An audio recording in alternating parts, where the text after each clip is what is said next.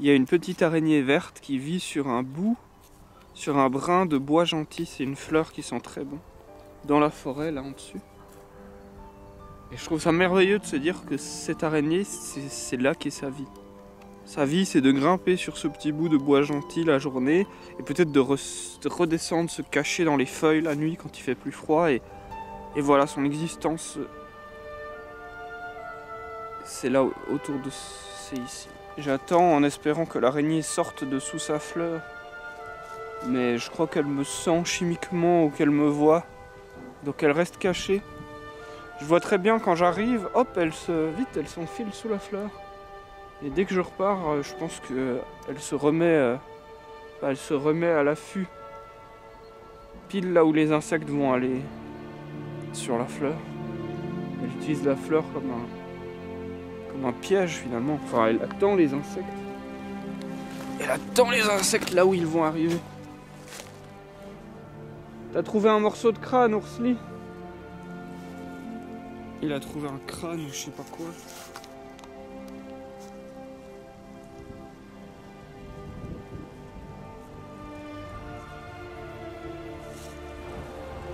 Ce tas de bois là, c'est la tombe de mon chat.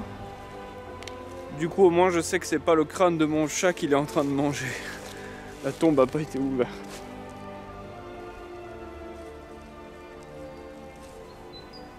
À l'instant, je réfléchis à l'inquiétude. Et je me dis qu'il est possible que l'humain collectivise l'inquiétude de la manière suivante. L'inquiétude, c'est le fait d'avoir quelque chose de nerveux qui te prépare à un éventuel danger, à un éventuel risque. Et alimenter ce système nerveux d'inquiétude, ça a un coût. Ça nous coûte quelque chose. Et si on était tous isolés, on devrait tous l'avoir. Mais vu qu'on forme des communautés, des groupes humains, on peut collectiviser l'inquiétude en, par exemple, la mettant que dans 1% de la population, ou 10%, ou 20%, je sais pas. Et le reste n'ont qu'à être sujet à être réceptif à l'inquiétude des autres. En fait, ils n'ont pas à s'inquiéter. Et donc, il est possible que l'humanité collectivise l'inquiétude de la sorte que certains individus, de temps en temps, sont particulièrement inquiets, et les autres individus sont plus juste des récepteurs à l'inquiétude de l'autre. Vous voyez que des individus sont inquiets par les événements extérieurs, et que le reste des êtres humains sont inquiets quand il y a un des êtres humains qui est inquiet.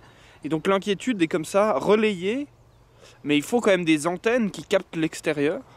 Et une fois que ces antennes ont capté l'inquiétude, enfin le danger, parce qu'ils ont en permanence un mécanisme, comme ça, hop, ça se diffuse d'un être humain à l'autre, parce que par mimétisme, etc. Et donc le mimétisme permet Oh là là, il y a du vent, je suis désolé.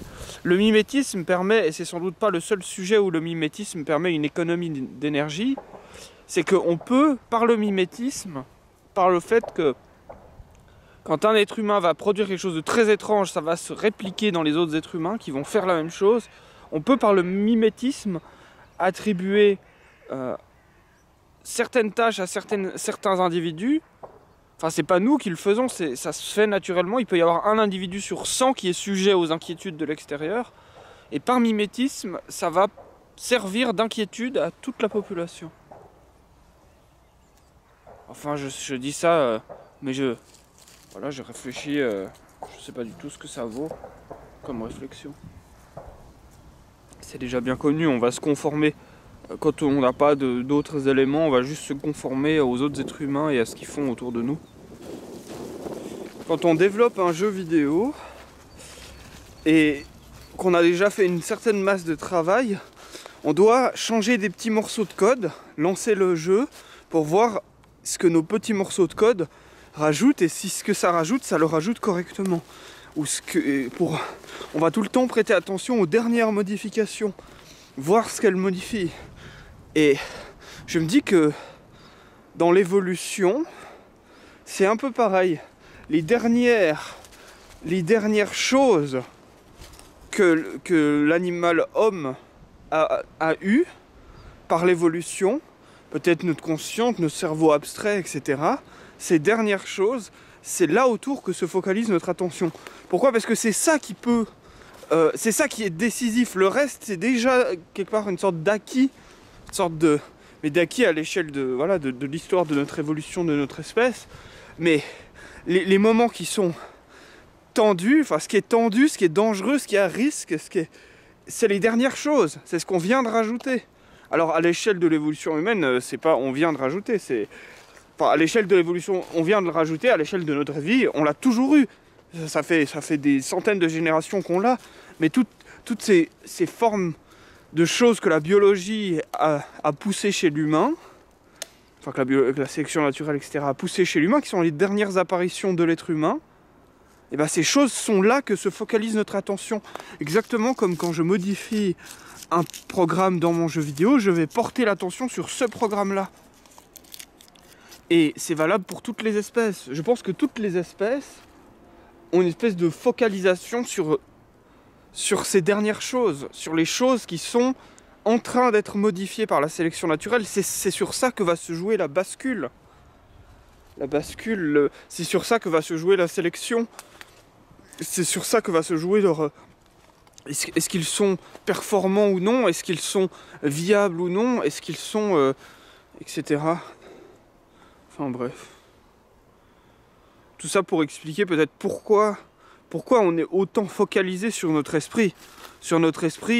Et voilà, à faire des légendes tout le temps et à s'enfermer et finalement à créer des arrière-mondes complètement détachés de tout.